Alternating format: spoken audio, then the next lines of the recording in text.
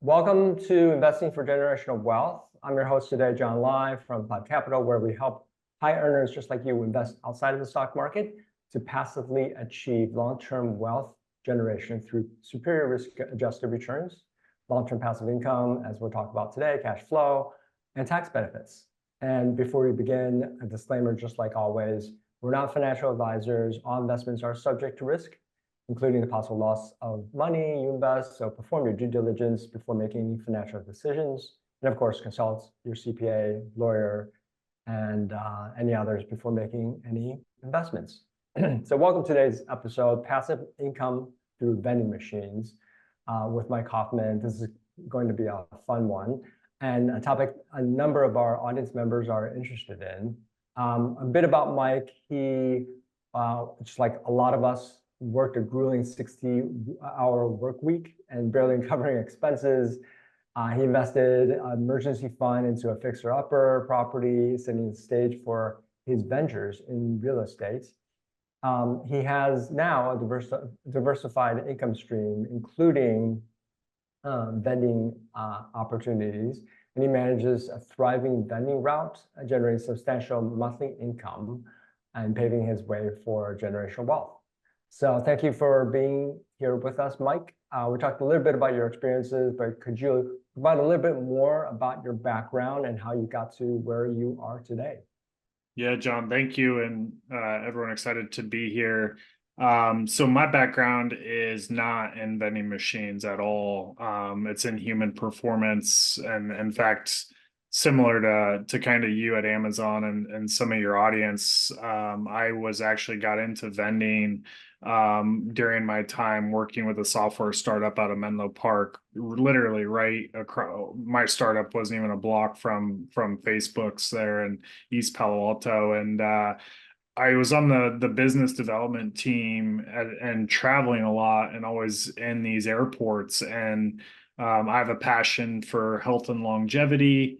And so I'd see what's in these machines, but then also I was just shocked at the cost of what I was paying for, a water that I knew cost 10 cents from Costco, and I was paying for $4 in the Seattle airport. And someone was making that money off of me for what seemed like a very passive venture. So I did some digging, and during 2018, I got my first location with a vending machine, and I realized, kind of like with software, build once, let it sell twice type of thing. So, it just kind of scaled from there. And now I run a couple remotes remotely, and then have a remote here, a vending route here in Oregon as well. Oh, that's cool. I was going to ask where you are. I'm actually in Portland as well. No way. Okay. Yeah.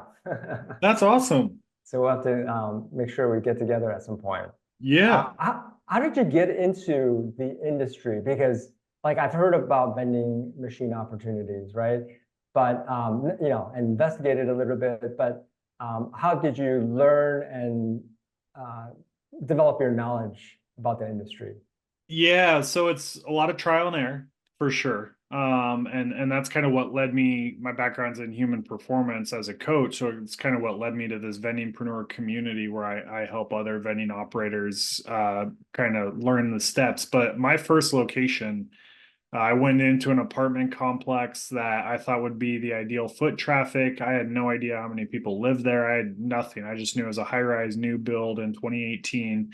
I went in and the manager was like, oh yeah, we've had residents complain about having to walk to 7-Eleven in the middle of the night, and safety concerns and the convenience of having something on site. So they're like, we're ready to move forward. And John, I didn't know if I needed to, at the time, ChatGPT didn't exist. So I didn't know if I needed to type up a contract. I didn't know. I literally just Googled vending, and there was a company out of Iowa. I'm from the Midwest, and just like Midwest values and trust. There's a lot of companies out in China, but Iowa. And the reason I went with them when I was looking for machines was they had the most YouTube videos on how to. So how to get a machine through a doorway, how to set the prices, how to stock a machine, all things I didn't know how to do at the time. Right. And fast forward now, and now we've really kind of really built a pretty significant route of machines, because then it's just, you know, duplicating that over and over again, and just finding new locations. Knowing what you know today, like best practices and all that, what would you do differently? Like, so a lot of people in our audience may be interested in vending opportunities as well in their area. What would you do today to A, learn about vending opportunities, and then Yeah. B, learn about how to source those opportunities and evaluate and underwrite them? Yeah, that's a really good question. So the first thing is, the vending industry is going through a massive transformation, and I'm not saying that in a way to sell people to get into vending. Like, you guys, you got to do what makes sense for you. Like, my first investments were in real estate, but I couldn't keep doing a down payment on a investment property. Where with vending, I didn't realize this at the time, but the manufacturers that make these machines, it's like the wild, wild west. There'll be companies that won't even pull your credit, won't require a down payment, and will take that $6,000-7,000 machine cost and spread it out over 60 months for you. So that $170 a month machine that's doing $2,000 a month, I mean, of course you're gonna just let your capital work for itself. And then for me, my goal is always to have the machines paid off in the first year with profit. So that was kind of my recommendation. The other thing I would just kind of, you know, you look at the way of the future with vending or even unattended retail is, there's no like buttons involved. There's no like enter in a code for this motor over here to drop down a candy. Like nowadays, there's all kinds of smart coolers. There's obviously the just walk out technology. With these AI cameras, like you can literally put your card on the door, it unlocks the fridge, and then whatever you grab out of there, the cameras will just calculate and charge the card that's on file. Yeah, So that'll protect against theft, because if you have the homeless guy come in and try to get open the door's locked. And then it'll also, what we've seen really since I started with vending is I started with traditional machines. Well, now the same location, I swapped out that traditional machine with a smart cooler, and my transaction value has skyrocketed. In fact, these traditional machine, same location, same exact apartment complex, we swapped out a traditional vending machine with the codes and the drink motors and all of that last month. And over the last 5 years, it was averaging $35 a day. Do you want to know what our first month with the new smart cooler was? It was $118 a day. wow. Okay. The only difference, and I'll even, I didn't realize this was a Zoom for you guys. So since you're trying to kind of follow along with what I'm saying, this is literally, I can just share my screen for you. Sure. This machine on the left is what it used to be, and it was doing $35 a day. This machine on the right is, the right side is refrigerated, the left side is ambient. So the right side, we do a lot of drinks and stuff like that. Left side's a lot of chips and candy. When you scan on this terminal your credit card or your Apple Pay, it unlocks the doors. And then it's Right. just grab. Whatever you grab, John gets charged for. So our transaction value, now people are not just doing a bag of chips and a soda, and they're now grabbing a bag of candy because there's Yeah. no more friction. There's no, oh, I gotta Right. enter a new code. Right. That's right. We just implemented a just walk out technology here in the building, Yeah. whereas we had vending machines before, or maybe even did not have vending machines. And it just makes it so much simpler. I mean, you're just reducing friction, which is Friction. great, Yeah. great for the audience. How do you, so from a sourcing perspective, these sourcing opportunities, how do you go about doing that? Like, how do you, and when I think about traditional retail, and if someone wants to establish an audience count, they put the counters on the road to understand what the traffic's like. How do you go about that, doing that for sourcing and vending? Yeah, we have that's the power of kind of our community now is there's been a lot of trials and errors of what makes a good location and then what products that type of location is going to want. So, a great example is what you're talking about with like employee break rooms, essentially where your just walk out technology probably is in that kind of common lunch area. Right. And then you got the other side of it too, which is the class A luxury apartment with the rooftop pool. um, they're going to have a lot of late night munchies. And so it's going to be a whole different kind of, you might get a sandwich and a bag of chips for lunch, but at night you might want some chocolate and I don't know, an ice cream bar if you have Right. freezer capabilities. So it just kind of varies. I mean, we have everything from like your manufacturing plants. We have a manufacturing plant down here in Oregon that has 500 Hispanic temp workers for pumpkin manufacturing. And so we're doing a ton of burritos. We're doing a ton of like Doritos sodas, a ton of like these spicy chips to kind of cater towards that clientele. So the beauty about all of this now with that technology, like I was showing on that machine, is I can track all of it from my phone. So I can see trends, not just from an inventory standpoint, but also how our sales are kind of projecting month over month. Do you ever, I guess, is there a territory that you track because you do want to maintain, I mean, I guess, is there a territory? Because all of it is done, apart from the sourcing and stocking the vending machines, which you can kind of outsource to your vendors potentially. I don't know how necessarily how all of this works. But is there a territory that you do maintain, or has that territory expanded because of kind of the offline, no cash, no coin approach to it? Yeah, I mean, you still going to need boots on the ground. Whether that's you doing it or you have a family member in this city and you want to take on this city because you think it has a lot of potential.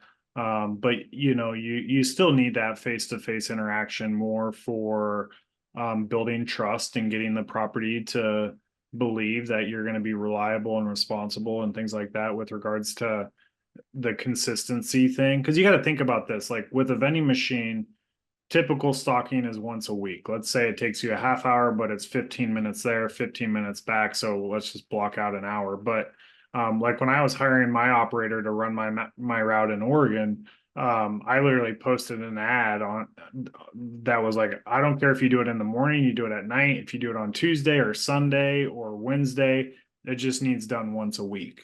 And Yeah. so there's maximum flexibility with this. Like when I used to stock when I first got into it, it was always on the way to the grocery store to go hit balls or to the gym. Like basically I'd look at the app, throw some stuff in a bucket, put it in my trunk, and I go do that stocking whenever I was out and about running errands. I like that. I like that. Um, can you talk a little bit about the vendors of the vending machines? Like, how do you go about creating a contract with them? I know you said you started it and it was kind of, there's no contract per se, but now, how does that work? You mean with the where we buy the machines or with the location we're going to put the machines? Well, both, but I had meant where you buy the machines, but I think a little Yeah. bit of both now. Yeah. So, where we buy the machines, it's like your classic purchase order. You get a PO from them. They'll send an invoice. If you want to finance it, they'll ask you to fill out a financing form. Some companies will want to do a credit pull for your first one. Some companies won't. It's just kind of literally the most relatable thing you could think of it to is like car dealerships. Each car dealer, you can work them against each other if you want to, or like the kind of the parameters for what each manufacturer wants from you to buy that machine is a little bit different based on their kind of flexibility and just things like that. So I'm getting ready to pull an order of like 20 machines. So that's going to definitely have a purchase order and things like that. That's going to be a little more buttoned up. And then with these properties, the old school way was you don't need a contract, but now as you build your route, that location has a ton of value, both from an exit strategy with like, I mean, we haven't even got into like the asset valuation side of these routes, but also just making sure that to protect yourself from competition. Got it. Okay. Yeah, can you talk a little bit about financials? Like, what can you Yeah. expect? What can people expect in terms of, well, both on the revenue side as well as the expenses side, and then what is, I guess, the life cycle? Because and I don't know if you've gone through this, put a vending machine in place, and have you exited that venue? How long do you expect to be in that venue and the like? Yeah, so I'm a long-term cash flow guy, so I'm not looking for like a get rich quick thing. But we did have a guy in our vendingpreneur community. We helped him build 4 locations, and then life happened, and he had to move back home to be with his partner. And so he sold the route in less than 6 months, and it was for a pretty significant amount. So in that case, you do have an out if life happens or something, and you need to get out of it and make some money off of it for sure. But with regards to the finances, you know, a typical machine, let's say it does 2 grand a month, you're looking at 35 to 40% of that is cost of goods. And then, you know, let's say you got a little software fee for the AI cameras of 5%, credit card reader fees 5%.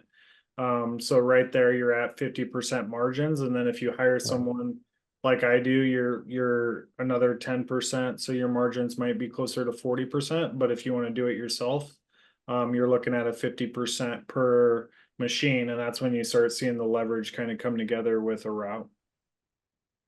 Yeah, that's not bad at all. I mean, for an investment of less than, call it $200 monthly, and you're Oh, getting, yeah. yeah, 50% of, 2,000, that's Yeah. $1,000, good $800 profit per month. That's great. How many machines do you have in your portfolio?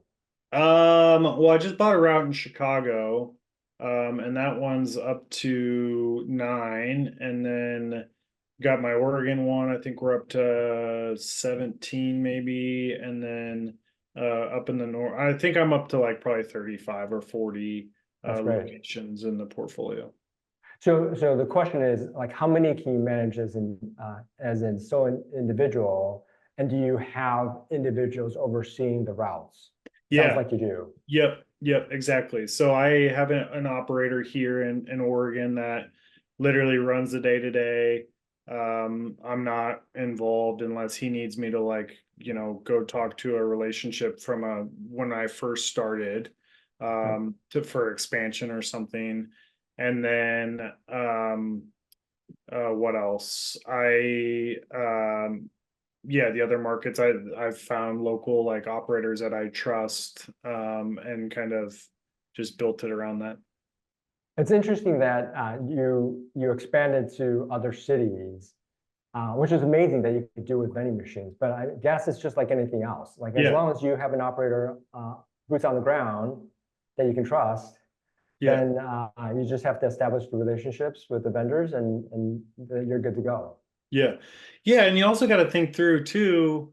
Um, it's a total land grab out there right now. Like I think of it as kind of self-storage was, you know, I think there'll be a consolidation Yep. in a couple years. So those like the land grab right now, you know, you're sitting on an asset that, you know, if a private equity group comes in or whatever, that's going to want to snatch up and just throw kind of their systems on all the operators. Because even you look at Portland, for example, where you're at, I mean, I know of at least 5 vending operators, and that market is still untapped. Like, think about all Hmm. the commercial real estate buildings Right. downtown Right. that need to offer this just walk out technology to get people back in the office. Yeah. Yeah. Like, it's a total amenity play. Yeah. It is amazing. Speaking of which, how did the vending market fare during COVID? Because, like, obviously people aren't. It'd be great for apartments, Yeah, but not so less great for the commercial yeah. Well, to be transparent, all my first locations were in the apartments next to the University of Oregon here in Eugene. So Yeah, I wasn't impacted by the office closures at all. In fact, I kind of got really lucky because now there's so much interest from like commercial real estate property managers to try to find any way to get tenants back into their office. So they're looking for any sure. amenity they can get. So I'm kind of on the backside of COVID. But for the apartments, it kind of worked in our favor because the whole like free snacks in the lobby play went out the door with COVID. And Yeah, then that's where they kind of started looking for these more modern machines. And even now, like even post COVID now, if you lead with some of these smart machines and more of these aesthetically pleasing looking machines and luxury, portfolios, they don't view vending as an eyesore anymore. They view it as a potential revenue stream. yeah. How many of these luxury apartments are thinking about vending machines? Or are they not really, it's just an afterthought for them, and then you come in and you propose this opportunity for them? It's a total afterthought. Yeah, yeah. I We suspect about it. I just met with a property yesterday and they literally had a alcove cut out during the build for a micro market. And Mhm. that building was built 3 years ago. That's just been sitting empty. Yeah, yeah. How has the notion of vending machines expanded beyond the traditional, electronic box? Like you talk about walkout Yeah. and these alcoves. Yeah. Obviously, hotels had them, right? But how has that expanded for like apartment complexes and others that, saw vending machines as a machine versus like a amenity that they could provide? Yeah, I think the expansion is really on the um software and just for example, when I went to the National Vending Conference 2 months ago, there was 300 vendors there for machines, for product, because then you got to think of like the Pepsis, the Hmm. Cokes, the Mars Wrigley's. Of the vending machine companies that were there, John, 40% were from China. Hmm. So they were these sexy looking machines that were manufactured over there, but you would ask them to see the software in the back end, and it was so archaic and so brutal that to me, I think there's going to be it's happening right now, two massive disruptions. I think the software side of the tracking, the smart machines, and even now these machines that will have LED tickers on the top of them to run digital ads. So in Hmm. Portland, if you have one of these smart coolers in your office, now you can go to the Timbers and be like, hey, do you want to target employees that are between 30 and 60 years old to come to your game this weekend? Well, why don't you pay us to run it in our office? And now you got a Yeah, revenue stream from that digital ad that just was never there. And then to take it a yeah. step further, if you become big enough, you got product companies. So like Celsius and Alani will pay for priority shelf space in a grocery store. All right, right. So like our community, like vendingpreneurs, now we have 320 operators in the community. Now I can go to Frito-Lay and be like, do you want us to put your chips in our markets? Because if so, we need a product rebate. So not only does John go buy his Frito-Lay boxes, but now John, by proving that you kept your receipts, like this is how Pepsi and Coke do it. They will give you a rebate if you buy so many cases of their drinks.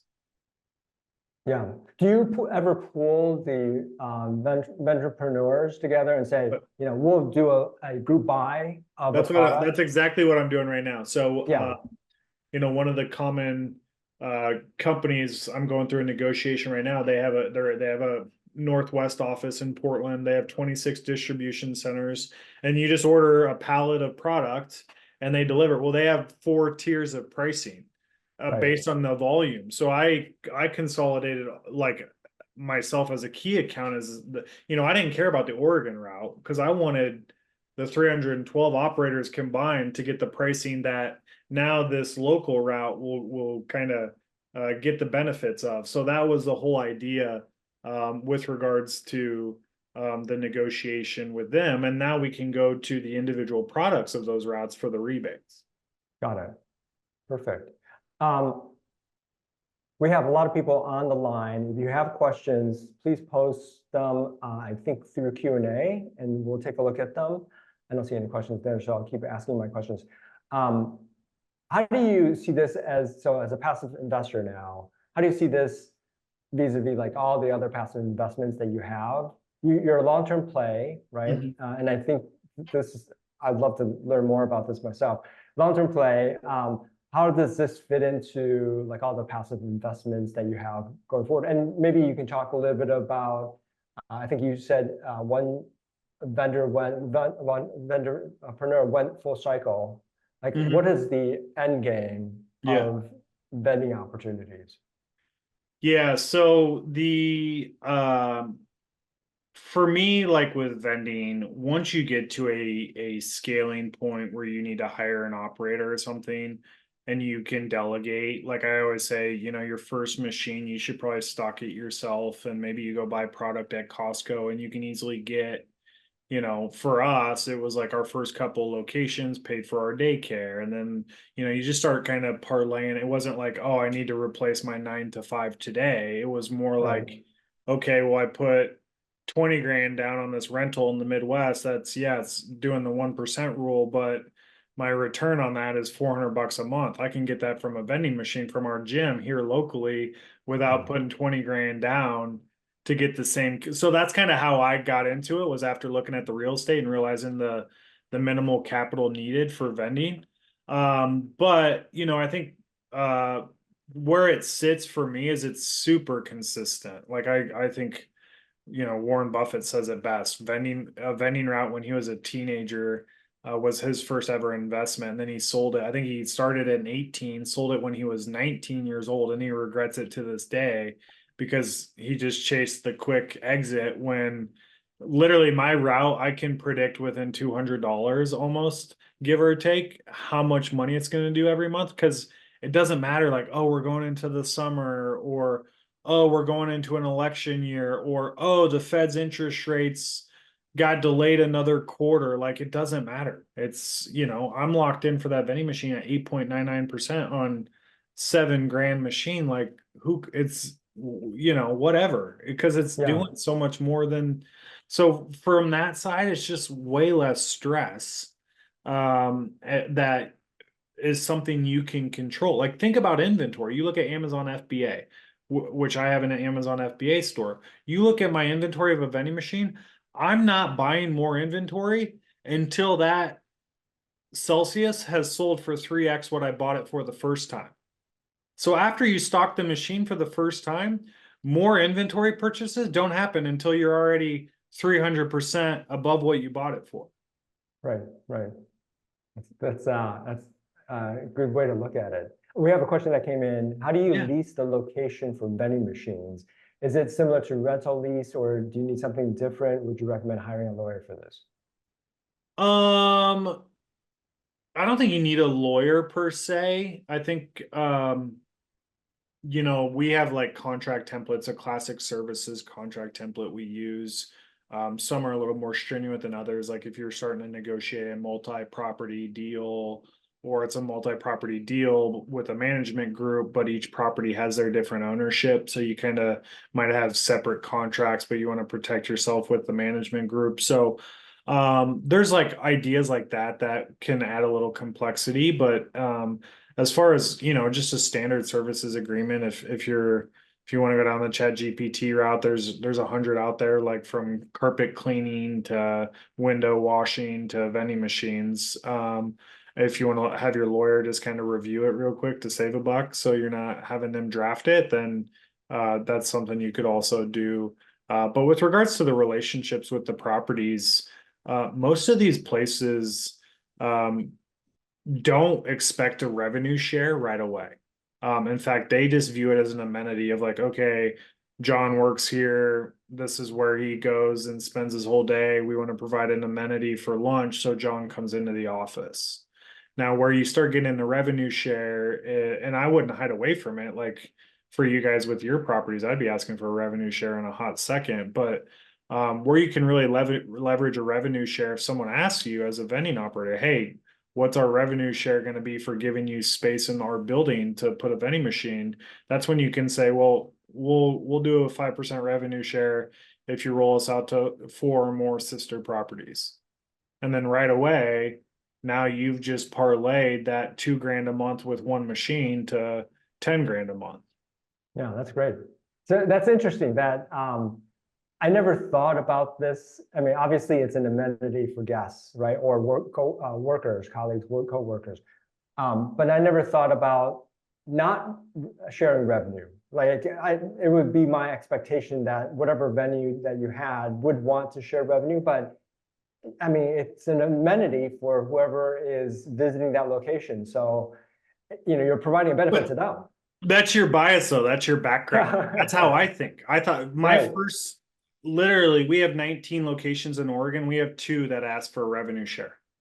Wow. That's fantastic. 2. But you're like with businesses, you're dealing with HR. Right. And with apartment complexes, you're dealing with property management. So the only time people ask for revenue share a lot of times is if property management has to go get sign off by ownership. Because guess what ownership's thinking? They're thinking like you or me. Okay, well, what's in it for us financially? Right. But 90% of the time, the contract doesn't even get to that level. Because it's just like vending. It's like, oh yeah, just put that. It doesn't cost us anything. You're putting the machine in. You're paying for the machine as the vending operator. Yeah, no worries. No revenue share. Wow, that's great. And then especially with property managers, they want to maintain as high of an occupancy as possible. So it's amenity for occupants. That makes a whole lot of sense.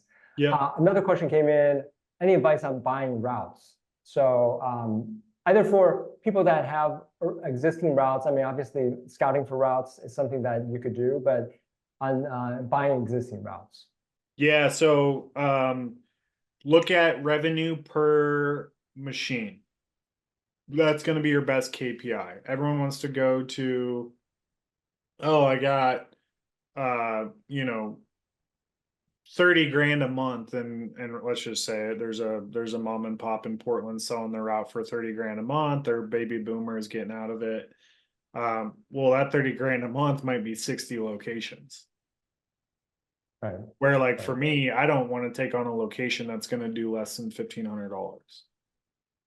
So I'd rather get to 30 grand with 15 locations. Yeah, that makes sense. And then there's also with buying these routes, guys, like these old school vending machines that I just showed you earlier, you can swap those out with these smart machines that are just like grab and go, and they don't have to scan. There's no honor system because the AI camera is just like, just walk out, we'll just charge them. Is literally, it'll increase transaction value and revenue. I mean, we're seeing a 2x increase in or whatever, $30 to 118, more than 2x, just from swapping out the machine from the same location. When you buy a location, are you buying the vending machine as well? Yeah. I'm assuming you are, but yeah. If you wanted to swap that out, what do you do with the machine? Can you just sell it to another vendor? Yeah, what we do is we kind of rank our locations by quality. So kind of like commercial real estate, you get your class A, class B, class C. For us, it's actually a revenue potential. So we got like our ones, our twos, our threes. So we'll actually we're going through this right now. We're swapping out. We have a combo machine doing $1,400, a traditional machine at an apartment complex. We're gonna swap that out for a bus and a bus business where buses come in and the drivers all will get there's only 30 employees.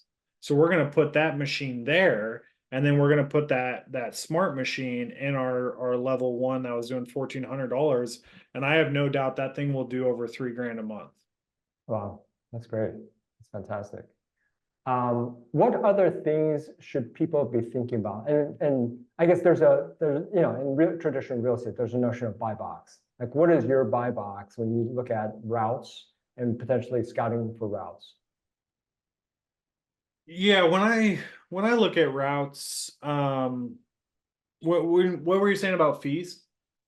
No, I'm sorry, buy box. So like, what are you looking for? Is there a profile Yeah, of venue that you look for? yeah. Is it, you said like one, two, three. Do you look for all just ones, or do you? Oh no, I look for all of them. I mean, we Yeah. have we have like Class A properties managed by Greystar, and then we have the manufacturing. We have a roofing business with 25 employees that does over $1,000 a month. But we've really Yeah. fine tuned. The roofers come in the morning, load up in their truck before they go to work on the roof somewhere. So it's a lot of energy drinks. It's a lot of grab and go Right. type food because they don't have time to go to their lunch break is at the house that they're working on the roof at. So Yeah. all of those kind of we have a diversity of kind of locations, and that's where I want to get to is almost like build a Zillow's estimate for vending locations. Yeah. But I think if your location is doing $700 or more in revenue, it's a good location to buy because just by adding in, a lot of them don't have credit card readers. A lot of it, like just by doing the machine swap, if it's doing $700 or more, that's not a lot, but people know there's a machine there because they're using it. Got it. Got it. I see. So your strategy would then be to upgrade that particular location to the next level, maybe a Yeah, credit card reader. And then if that takes off really well, convert that to a smart cooler or a something like smart that. cooler, exactly. Yep. Yeah. Another question came in. Does the smart AI machine that are grab and go ever incorrectly charge customers? How would you deal with that situation? Yeah, so they require a planogram schema that so the only time that would ever happen is if you stock a machine with, let's say, red Coke cans, but your planogram is blue Pepsis, or you stock a machine with 12-ounce cans, but your planogram is 20-ounce bottles. That's where the discrepancy would come in, and then you Hmm. could just credit the person back on based on the error of the charge. But that's why it's very important with the smart coolers. You got to build out a planogram where it's like, okay, on the top row we're going to go Celsius, Alani, Coke Zero. So then the AI cameras will know what all the dimensions, what the color of the product is, etc. in each slot. Yeah. Is there is there ever vandalism? I suspect that there is. And then B, is there insurance? Yeah. So Yeah. when you have insurance, does insurance cover it? And what does that look like? Yeah, so there's actually it's called I think it's called inland marine insurance. I didn't know this until this Okay. year because we did have a vandalism situation.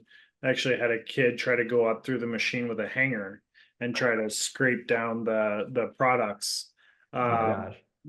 it's all good. The insurance, and then the property was really good about it. The great thing is, like, even for a lot of our businesses, we have open shelves and stuff, and the HR staffs from these businesses will be like, "Yeah, do you mind if we put a flyer on the cooler that says if you steal, you'll be terminated?" And I'm like, "Go for it. It doesn't deter fires, but it Right, definitely deters theft for sure." right, right. Yeah. And so insurance, I guess there is insurance that Yeah. you would Yep. work with. Yeah. Yep. So it'll cover all machine damages and inventory. Machine damages That inventory. Okay. inland marine is $8 a month, up to 50 grand in revenue. So if you do 50 grand of revenue, it goes up a little bit, but like just starting out, it's $8 a month. Wow. That's Yeah, it's just that's like so an add-on to your negligible. general Yeah. liability. Yeah.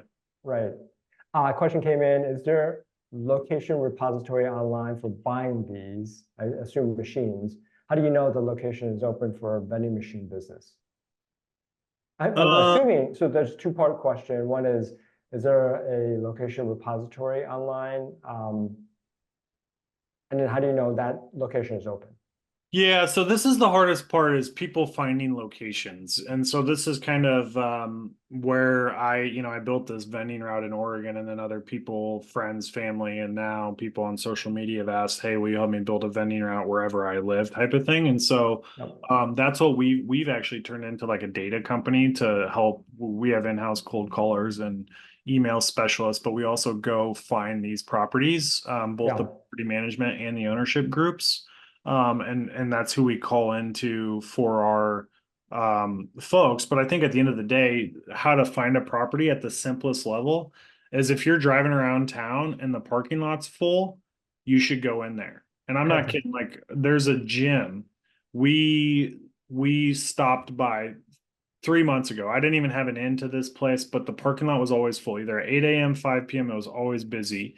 And the gym from the outside looks like your average, it's not a chain, it's not an Orange Theory, it's like your average Joe gym. Went in there, they already had a drink vending machine, but they really wanted snacks and protein bars. So I sold them on the idea of a combo machine. We installed that last month, and we're going to do we did over 3 grand in the first 30 days. Wow. Fantastic. Yep. That is fantastic. One machine, and the monthly payment on that machine's $170. And that's the traditional, um, I guess profit and loss is like 50% basically gross profit. Yeah, I would say 50% probably pretty like a pretty good guesstimate. Yeah. That's fantastic that I mean, I'm thinking from the traditional real estate mindset, and to get 50% on any investment, Yeah, it's just yeah, amazing. yeah, yeah. And that machine, I mean, it's probably stocked twice a week, so Monday and Friday, post the weekend, going into the weekend. Takes a half hour. It took me 12 minutes to stock it last week because our operator was out of town. But let's just say a half hour. You're looking at an hour a week of labor, 4 hours a month. So if you want to outsource that at $25 an hour, you're out $100. So you got 3 grand minus your cost of goods being 40%. So minus, let's just say $1,400, and then minus another $100 of labor, and you did $1,500 literally doing nothing. Wow. Wow. Wow. That's amazing. That is amazing.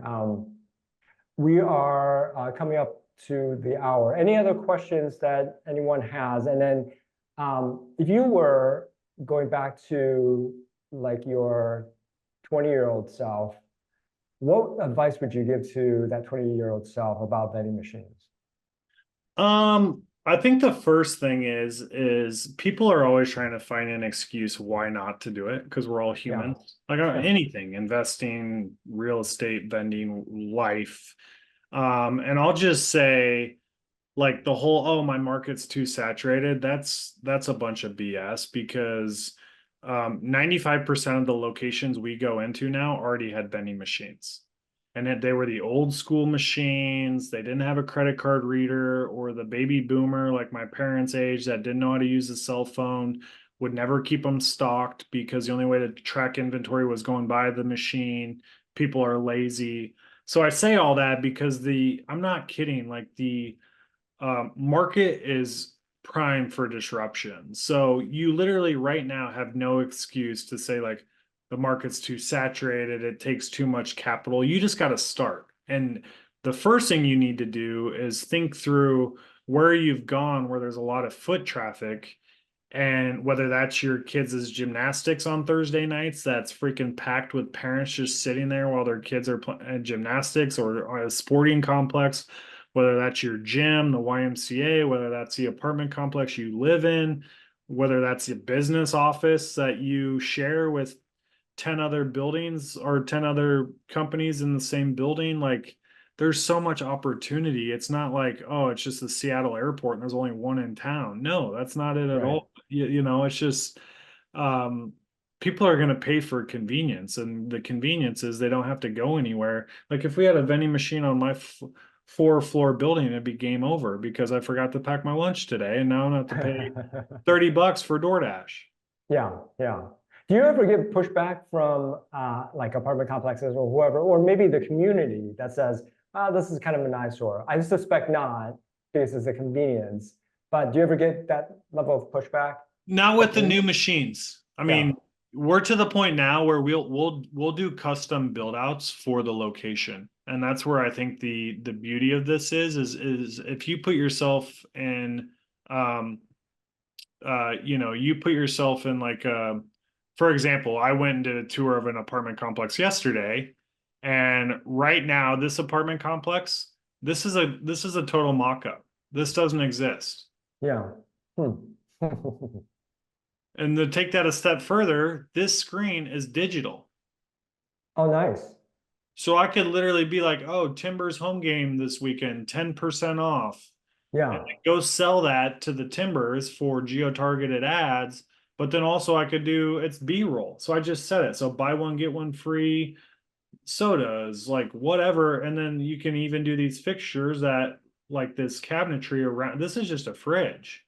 Right. That's got a smart lock, and these white lights are just AI cameras that Yeah. will charge you based on what you grab from that row. And then these price tags are all digitized on the back end. So if I have So cool. salads in here that are going to expire on Tuesday, I'm going to set up dynamic pricing to give them discounts as we get closer to it. Yeah, yeah. I was going to ask about that, like dynamic pricing. Now that you can change the prices on the fly, it's traditional e-commerce. Yeah.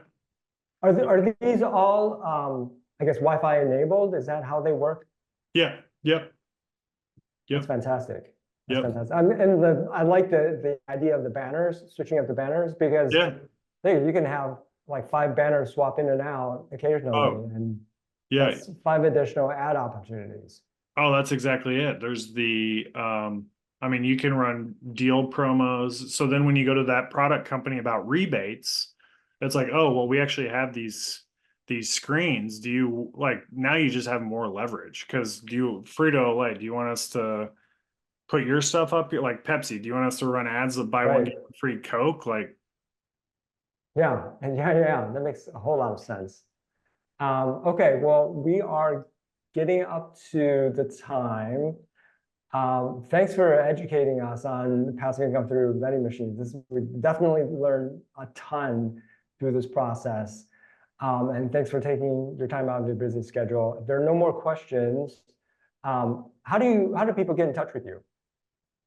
They can 2 ways. You can like I'm on all the social media platforms. So Mr. Passive, if you go to Instagram, it's just Mike D. Hoffman _.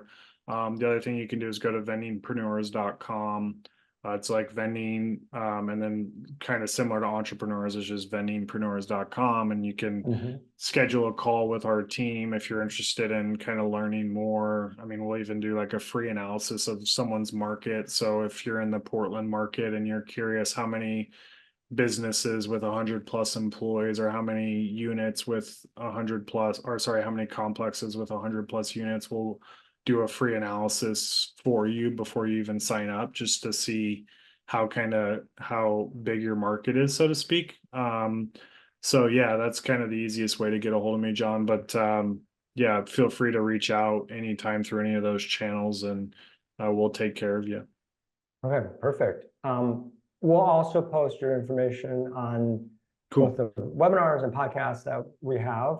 Okay. And of course, for everyone else, don't forget to like and subscribe. This was recorded. Like and subscribe to our podcast, or on whichever platform you're listening to make sure that we can continue bringing you best educational content. And thanks, everyone. Until next time, keep learning to invest for generational wealth. Thanks, Mike. Thanks, John. Appreciate your time.